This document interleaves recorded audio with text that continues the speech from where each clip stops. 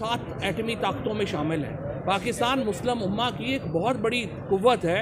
ये आर्गूमेंट लेना अदालत में कि हमारे पास 60 अरब रुपया भी नहीं है इलेक्शन कमीशन को देने के लिए, ये बहुत ही शर्मिंदगी की बात है। और इस तरह की अगर हम बातें करेंगे, वफाकी हुकूमत गुफ्तगू करेगी कल इंटरनेशनल फोरम्स के ऊपर, जहां पाकिस्तान के एटमी ताकत को लेके प्रोपेगेंडा होता है, जहां पाकिस्तान की सिक्योरिटी मैयर्स को लेके प्रोपेगेंडा होता है, वफाकी हुकूमत के ये आर्गूमेंट्स वहाँ पे कोर्ट होंगे और पाकिस्तान को सिक्योरिटी ख़तरात लाक होंगे अगर हम इस तरह की बातें करेंगे।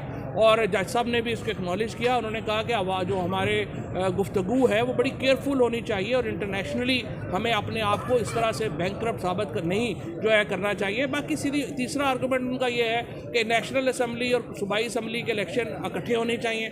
हम इस जो उनका मुतालबा है इसको हम पूरा सपोर्ट करते हैं। वो आज नेशनल असम्बली तोड़े और इंशाल्लाह अगले 24 दिन में ये इलेक्शन जो है इकट्ठे हो जाएंगे।